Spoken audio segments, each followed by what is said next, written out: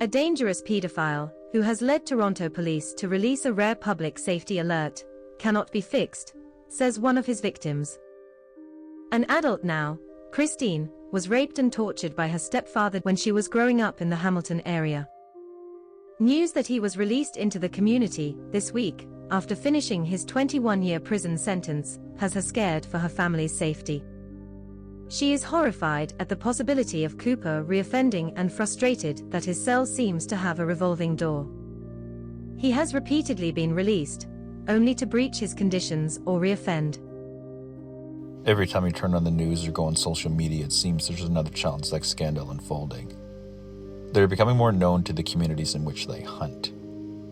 Pure evil doesn't even come close to describing him. This is Surviving Cooper.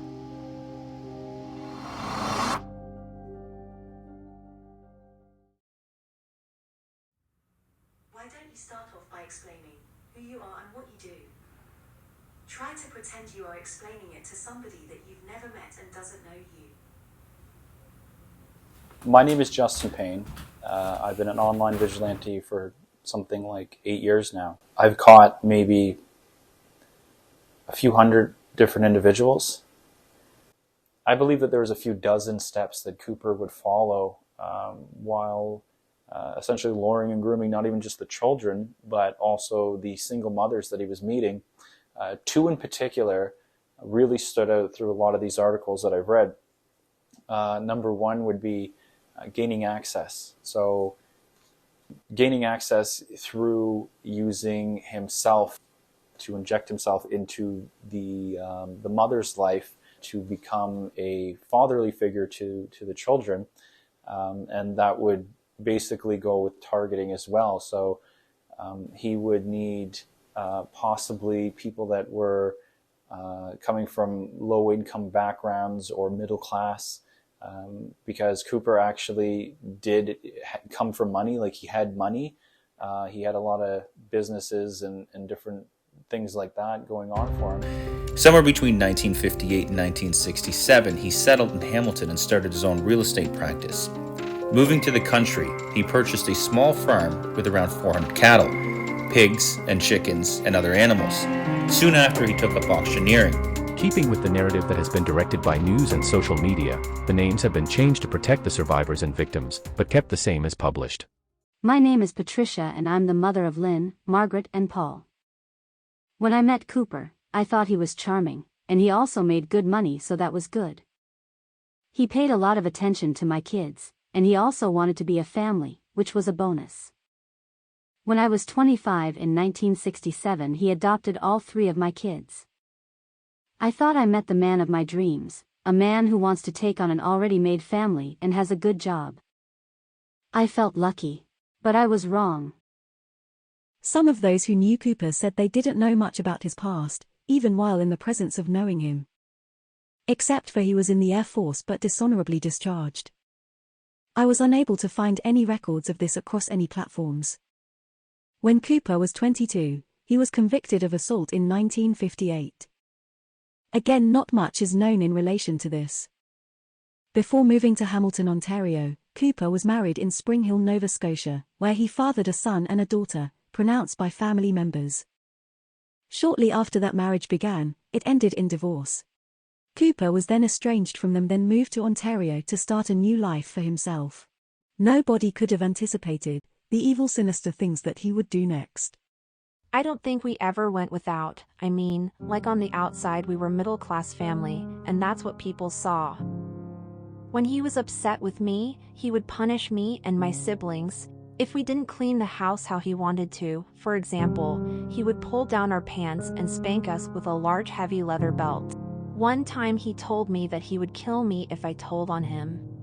When I was 7 years old, Cooper started demanding oral sex. In the bathroom at home or in the basement he would make me. He had a large gun collection which he spoke about on occasions. I think to scare me into doing what he wanted. Sometimes he would take me to Gage Park for walks, pushing and pulling me behind trees, making me perform oral for him. Cooper, more than likely started the relationship with Lynn's mother Patricia, in order to get alone time with her children. Patricia was none the wiser of what was happening, because Cooper would have manipulated her into believing that he wanted to have connected time with his newly adopted children. During this time, Cooper had a promising realty office that he started to bring the children to. He initially would take Lynn there to dust. Cooper would coerce her in a room, where he would force her to pleasure him. Stated in many articles, Lynn doesn't think Cooper had intercourse with her, but it's been reported that she stated that she's blocked a lot of that time out. As many would in that situation, given that Lynn probably suffered from PTSD. My sister Margaret started urinating in her bed because she had a bladder condition. She was very afraid of him. He honestly was a big scary guy. Sometimes he would beat her just for that. He would make her stand with her pants down, and he would hit her with the belt sometimes while she was crying, making her sleep in our fruit cellar that reminded me of a prison cell on TV. It was cold and damp with cement walls. I remember her saying that she was terrified of the dark, but I think that just thrilled Cooper. There's one time I remember that Cooper hit her very badly with rings on his finger when she was 7. He punched her so hard she was knocked out. That kind of stuff went on for a while. Sometime after that, my mom sent her to British Columbia. She sent her out there to go and live with family.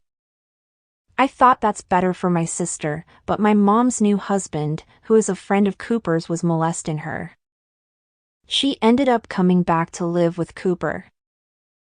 Sometime around this, my mom and Cooper split up. Having escaped being molested by Patricia's husband, Cooper's friend, Margaret was back to her regular routine of being physically and emotionally abused, even isolated from most everybody. With the children, Cooper was very strict, and this included with the children getting good grades. When Margaret was 12 years old, Cooper gave her an option. He would start sexually abusing her and stop physically abusing her. To conduct his lewd and indecent acts, Cooper would take Margaret to an antique shop on Dundas Street in Waterdown, to dust and clean. Sometimes he would lock the door and turn over the open sign so not to have any patrons. Then he would begin forcing Margaret to perform oral sex on him, and then eventually sexually molesting her. When my sister turned 13 years old, Cooper would sneak into her room and use a vibrator that he purchased on her. Then when she was 14 years old, he beat her so very bad, just because she urinated in her bed again. Relatives made a plan to get her out, but that didn't work out. He drove her to the airport so she could finally leave. One thing I never really understood is why none of the grown-ups did anything. I mean, like, they must have known something was going on, right? Sometime in 1969, Patricia and Cooper conceived a baby that they named Morgan James Cooper. He lived with Cooper for a short time before going to live with Patricia in British Columbia. Morgan grew up hanging out on the wrong side of the law. He was breaking into single women's houses at night, stealing their photographs and pictures off the fridge as well.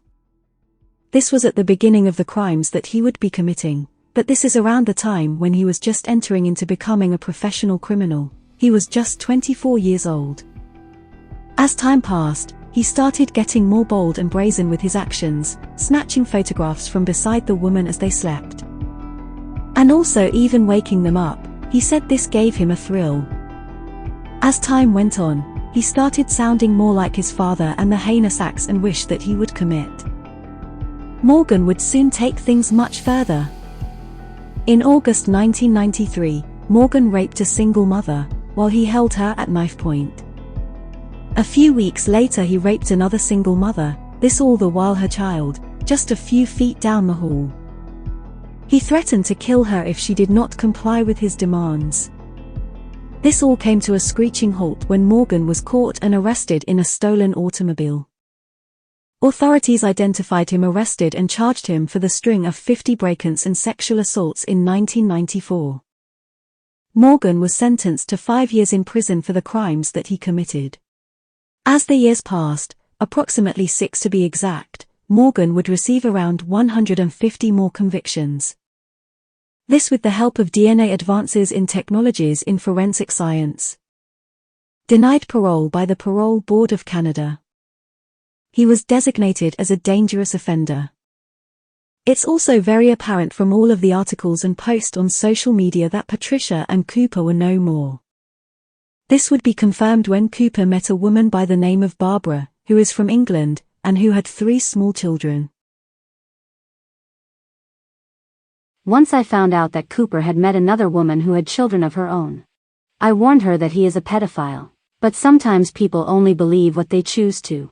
I felt like I could sleep a little bit better at night, knowing that Barbara's children were being raised by their father and his new wife. Sometime after Cooper and Barbara were expecting a son, her ex-husband and wife were moving out of town and the children ended up moving in with Cooper and Barbara. You can imagine they didn't want to leave their friends and the place that they knew. And I'm sure that they couldn't imagine the danger that they would be walking into. But I knew of this danger. I was the one that tried to warn them.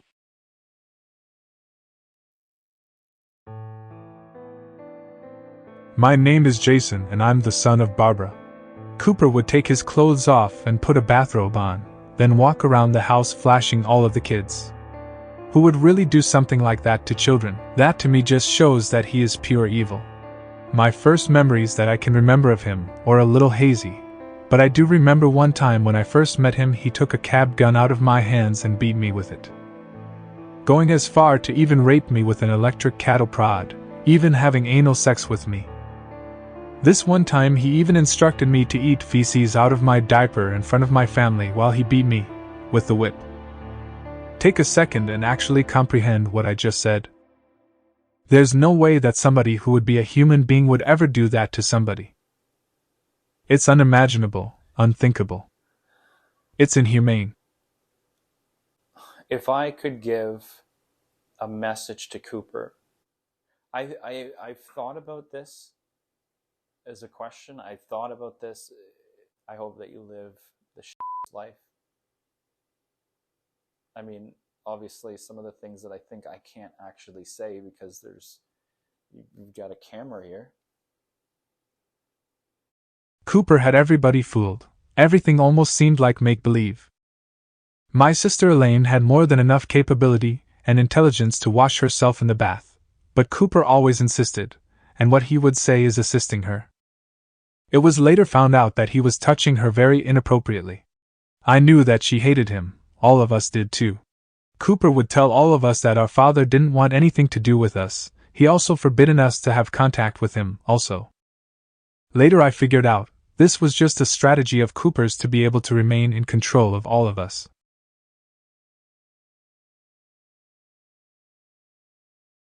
Elaine did the best she could to get through all that she went through from Cooper, and that sort of defiance only pushed him to a more vile level. Cooper would have the other children pin her down, while he would write bitch on her stomach with a permanent marker and he'd draw circles resembling a bullseye board on her breasts.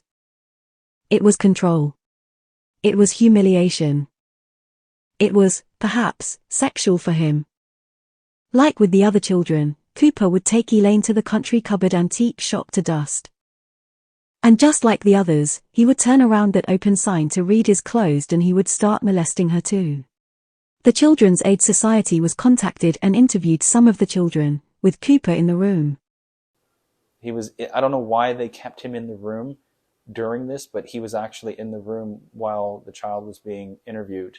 I mean, that just goes to show right there the lack of competence of some of these adults that were trusted to take care of these children. This was after 10-year-old Jason got a ride to his father's place in Hamilton, showing up to his father's house with clear signs of sexual abuse, as well as many bruises from the beatings that he endured.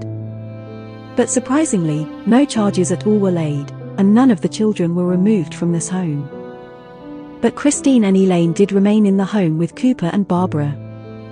Sometime later, Barbara and Cooper had the idea to adopt a little girl.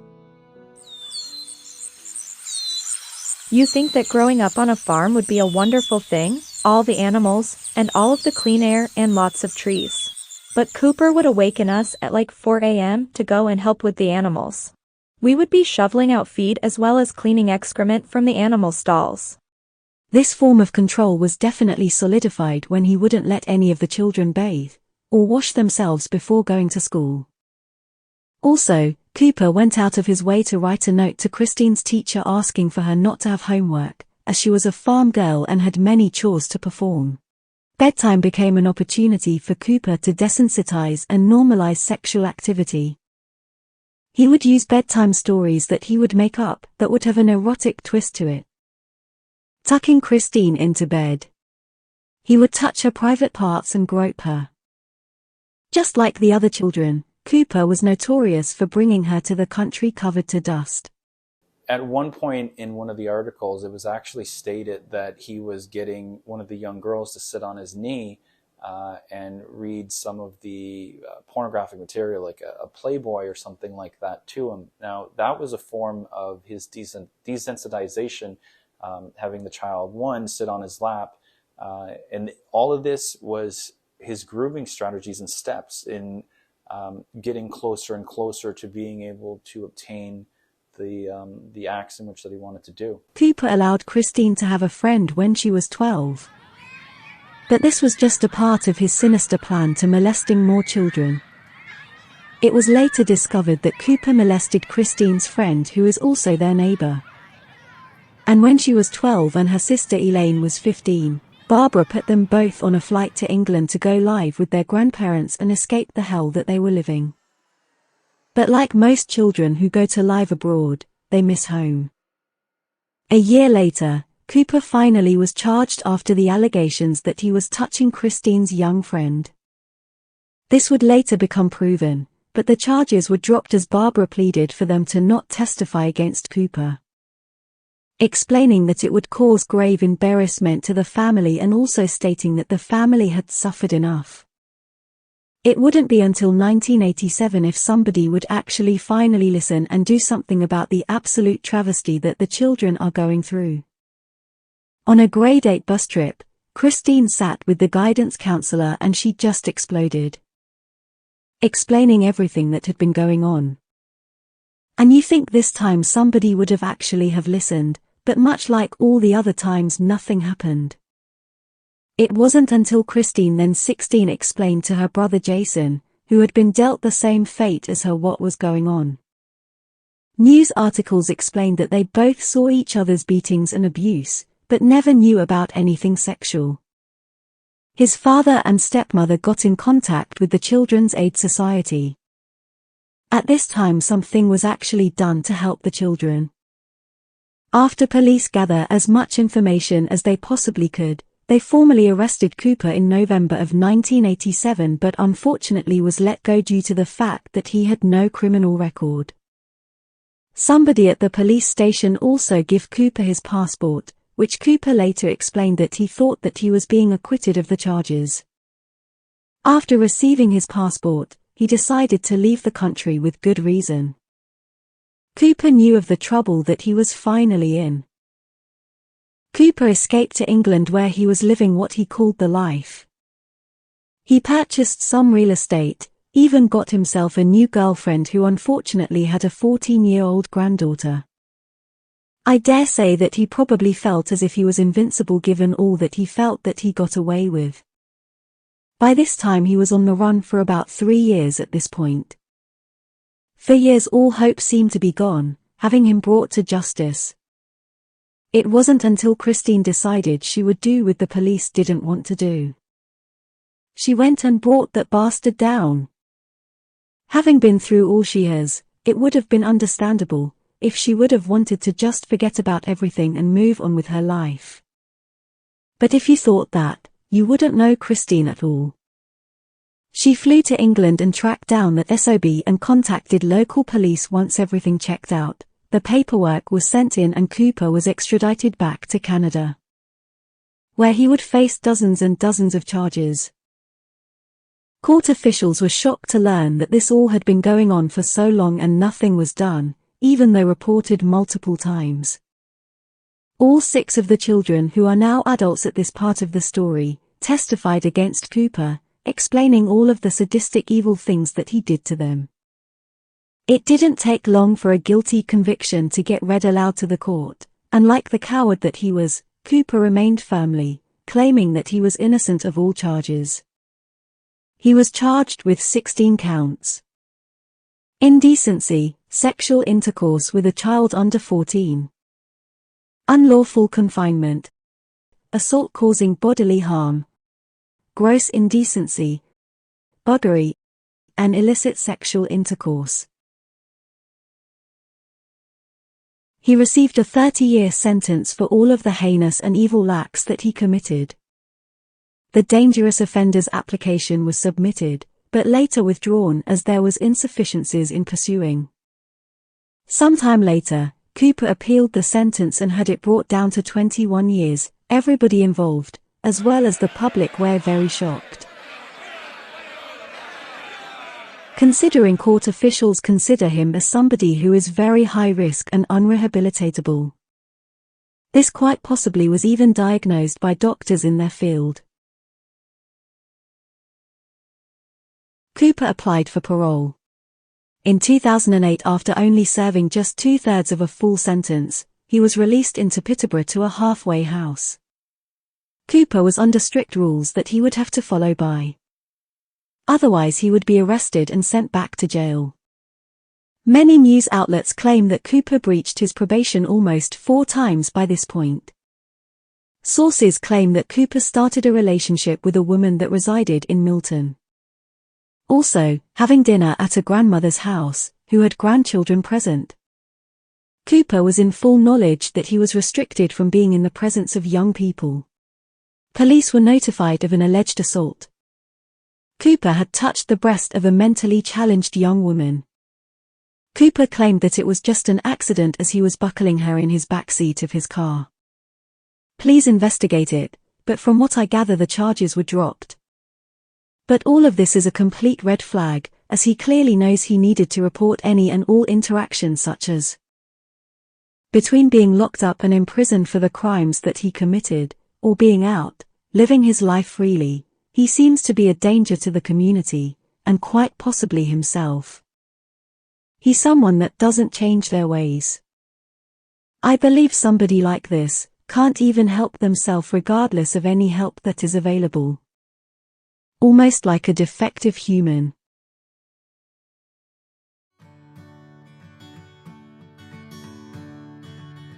Call me Abraham, if you don't mind.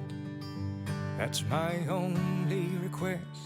As I reach my dying time, I've known wretchedness that words can't tell. I've seen the darkest hell when I looked into myself. I've done things you can't forgive. I turned from your grace when you tried to give me sight. Now I pray your grace you give. May I pass through the night with an untroubled mind. May you never know what you will find in a concrete prison cell on the execution line. All the wickedness that ever was is living in your heart, running in your blood.